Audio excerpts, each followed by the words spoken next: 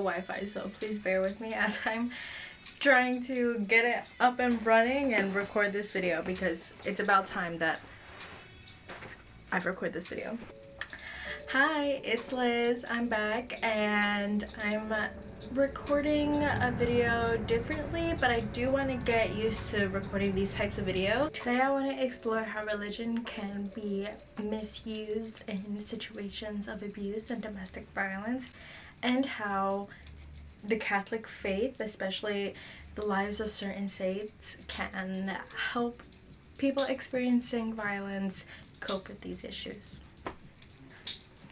Oftentimes I hear people who are cradle Catholics, or not even Catholic and just Christian or religious in general, will walk away from faith due to hurt and abuse in either the church or just the concept of, oh, if God's really real, why would he let this happen to me?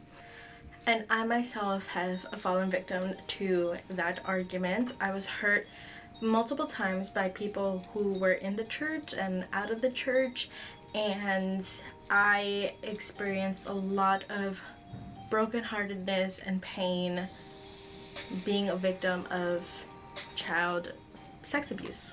First, let's explain what domestic violence or sexual violence can be. Domestic violence is any abuse that a perpetrator holds power and control over their victim or survivor.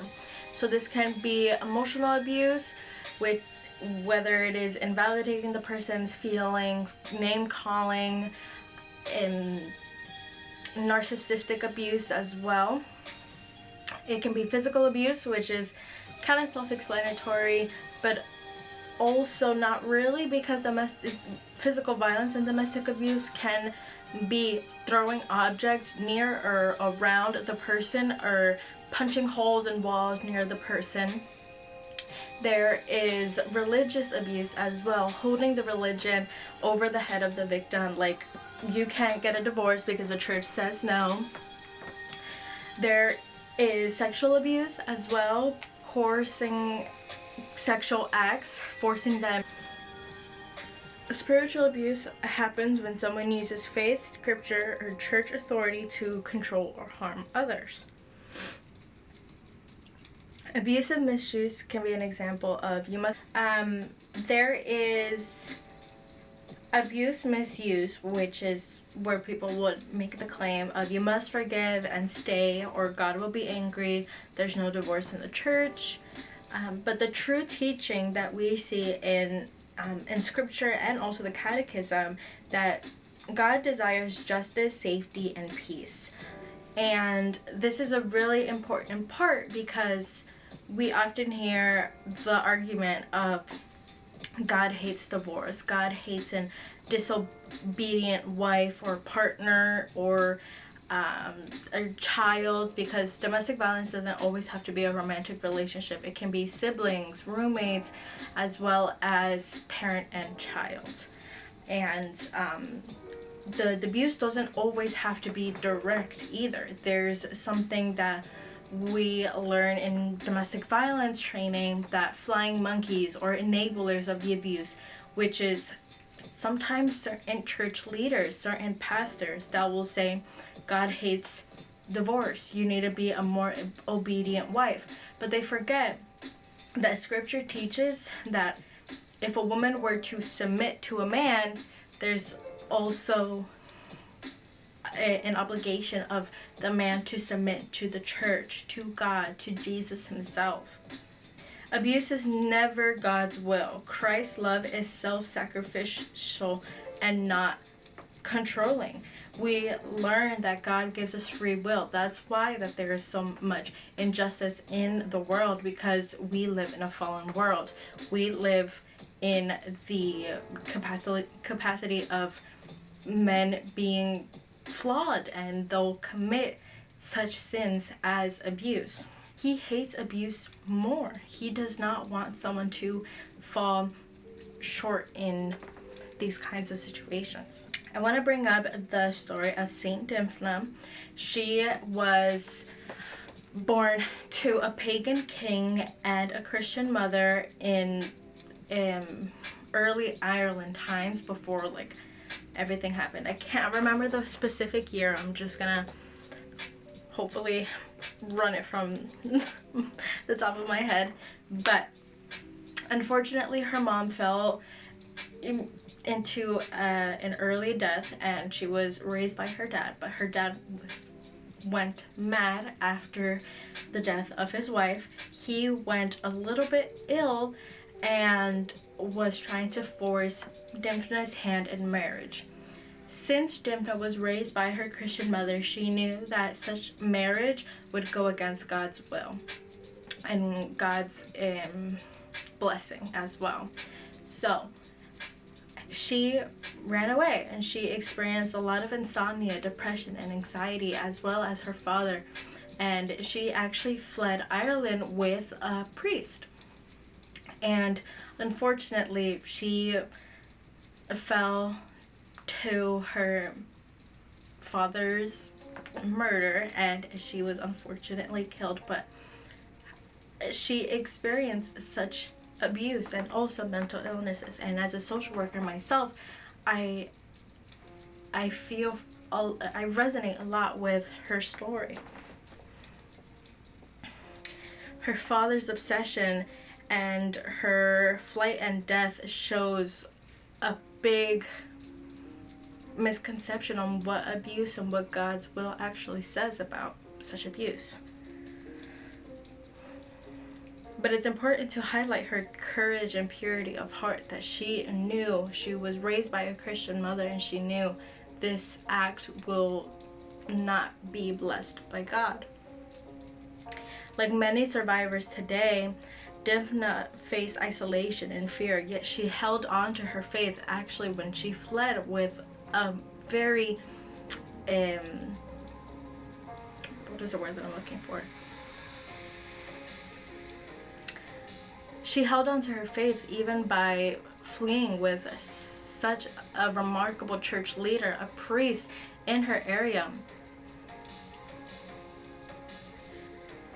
Saint Dymphna is a patron saint of victims of abuse and mental illness, and many find comfort to praying to her today. Spiritual abuse is recognized in DV literature as a form of coercive control. I can't remember in the power and control wheel if religion is an important factor in that wheel. However, it is seen a lot in these power and control dynamics. For example, in 2000, researchers, I don't know how to pronounce his name, Gisbrecht and Sevkik, found that abusers use scripture to justify the domination and the abuse.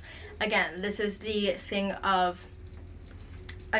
concept of women having to obey to their husband. However, they leave out a certain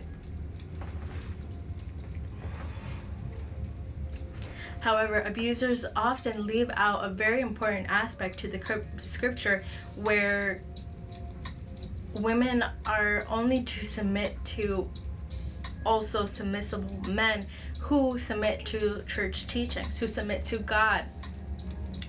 In 2004, researcher Nasson Clark documented how religious leaders and beliefs can be twisted to keep victims silent.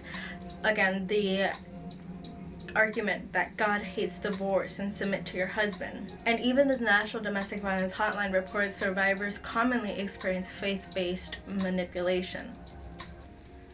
Telling a victim that leaving an abuser is sinful. There is a religious guilt to discourage reporting or seeking help. These are documented patterns, and of course there are personal experiences to people, but this is shown by evidence that there is a big misuse of faith. If we take scripture, Ephesians chapter 5 verse 22, to demand obedience without reciprocal verse of sacrificial husbandly love. So, the Catechism of the Catholic Church, for example, 16.1601 and 1643, marriage is built on mutual love, unity, and dignity. I often find myself wondering and worrisome about divorce. Coming from a broken family myself, I have this conversation with my boyfriend often about divorce and annulment, and he reassures me a lot, explaining that if the vows of the marriage are not upheld, then the marriage is invalid. If there is a vow to not harm your partner and to truly love them, yet there's abuse, this is a problem, and that is an invalid marriage, to which leaving that marriage is not sinful. Point 1762 and 1766 of the Catechism, love is never coercive. Love is supposed to be mutual.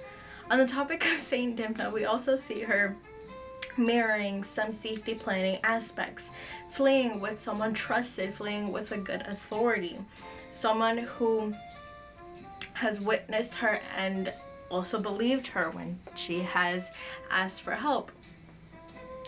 Safety planning is a term that we use when survivors are leaving the relationship, which is the most dangerous time for a survivor in the relationship, when they decide to leave. Saint Dimna is recognized by the Church as a patroness of mental illness, victims of abuse, and survivors fleeing violence. I also want to touch upon briefly of other saints who have also experienced violence.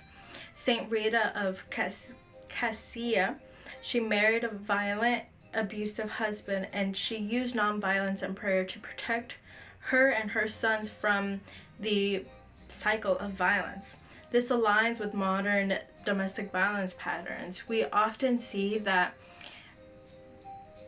people who witness violence in the home, especially children, will either grow up to be victims of violence, so stuck in their own violent relationships, or be the perpetrators of violence because they learn the abusive and misogynistic patterns demonstrated by the perpetrators in the home, which is most likely the father. So Saint Rita, she had experienced the intergenerational violence, and she tried protecting her sons for it. Saint Maria Goretti is attempted rape, so that is sexual violence. But she is the saint of trauma and forgiveness. She is useful for exploring purity, dignity, and boundaries. Another saint who experienced extreme trauma is Saint Josephine Bakhita. She was kidnapped, enslaved, and beaten. But there are trauma-informed themes like resilience, recovery, and identity reformation. As well as Saint Joan of Arc, she was abused in prison. She was experiencing stripped churches and humiliation. She was wrongfully executed after a trial that was corrupted from the start. So that's systemic abuse. On the topic of systemic abuse, there is a lot of barriers when it comes to even modern victims getting the justice that they deserve. We often see a lot of barriers when it comes to domestic violence, seeking the justice that they deserve in the criminal legal system. Divorce is expensive, period. Even if there is no violence in the relationship. To hire a lawyer for a restraining order is about $5,000 in New Jersey, and New Jersey is already an expensive state. And custody, when it comes to children in the relationship, is really hard to minimize parenting time for the perpetrator. There are many experiences, especially in New Jersey, there is always going to be joint or shared custody or parenting time, sometimes not even supervised, even though some harm was given to the child by the domestic violence. There's a lot of myths when it comes to domestic violence, as well as there's a lot of misinformation about religion. especially the Catholic religion. Again, we learned that the Catechism of the Catholic Church really inspires marriages to be on mutual love, just how the love that God has for his children is supposed to be mutual. He gives us the choice to either choose to love him or not. We should also exemplify that in the relationships that we choose to be in. Or the Catechism explains that marriage is built on mutual love, unity, and dignity, which is a big component of God's love for us. The United States Conference of Catholic Bishops, they have a pastoral letter that states violence in any form, physical, sexual, psychological, or verbal, is sinful, and that no person is expected to stay in an abusive environment. This is very easy for us to say, but however, back on the point of safety planning and how leaving a domestic violence relationship is the most dangerous time for a survivor. It elevates the risk of, unfortunately, being murdered by the perpetrator, and that is the ultimate goal for a perpetrator. Also, by domestic violence research, faith can help or hinder survivors depending on how it's used.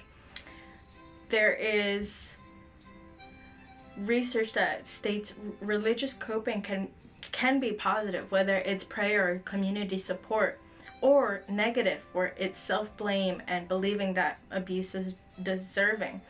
There's actual research, I don't really know the specifics, but I have seen on social media that prayer is a big component in healing mental illnesses. Having that personal connection with God can really help heal our mental and emotional health. And a big support of leaving and safety planning are community resources, like churches who have food banks, churches who have community meals, as well as churches that have Bible study readings and build that community in order for survivors to have friends and trust to open up about their relationship.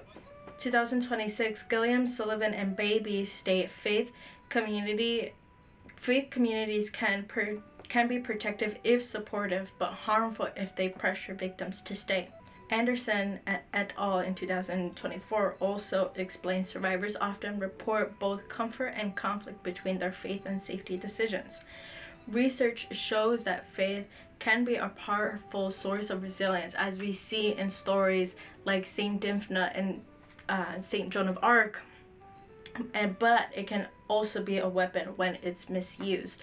However, when it's being misused, it's a big myth and misconception. Religion should be a refuge, not a weapon. Most women's services, like women's first choice services, are instilled in faith-based practices. A lot of domestic violence shelters receive help, whether it's food bank or financial resources, by churches in the community. We learn about trauma-informed care by the organization SAMHSA. I always say SAMHSA, but there's a specific acronym for them. But we learn about safety, trust, and empowerment. A lot of domestic violence agencies encourage survivors to be empowered to leave the relationship, to get counseling, to get help, to get refuge and shelter. There is Catholic social teaching that the dignity of the human person is upheld.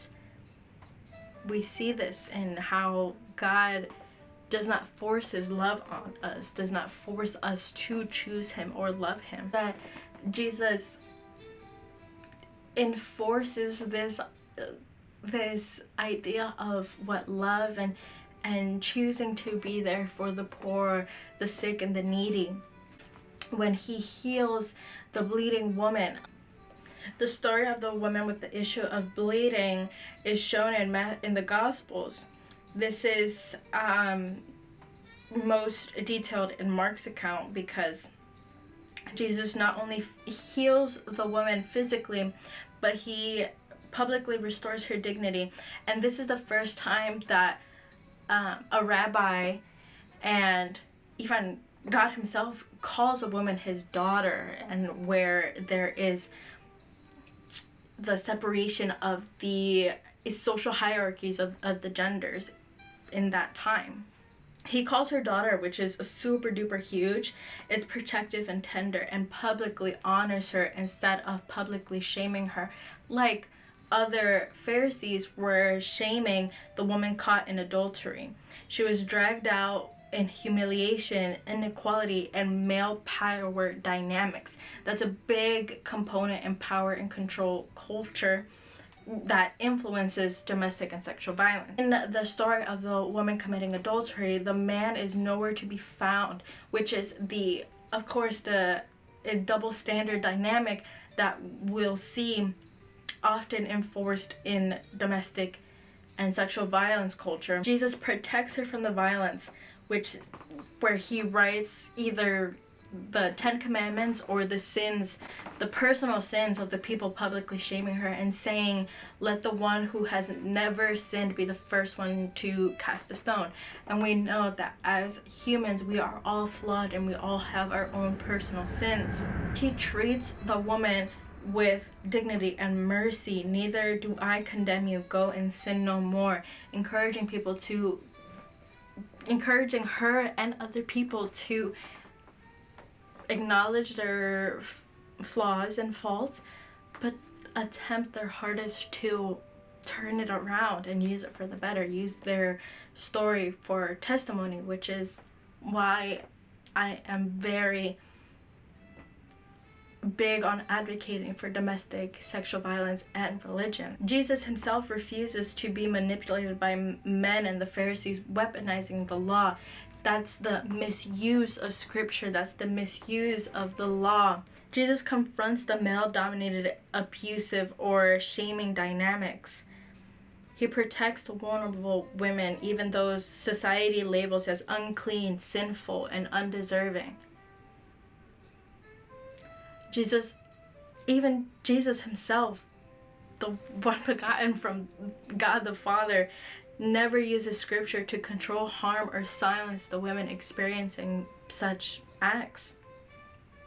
Instead, he'll show them mercy, protection, and restoration. Abuse, violence, power, and control are completely incompatible with the life and teaching of Jesus Christ and his church that he established, the Catholic Church. Anyways, I hope that this sheds a light on religion and how it can be weaponized in abuse, and as well offers a path of hope to those experiencing domestic or sexual violence right now. I hope this changes your perception of the people in the church, because people in the church are flawed.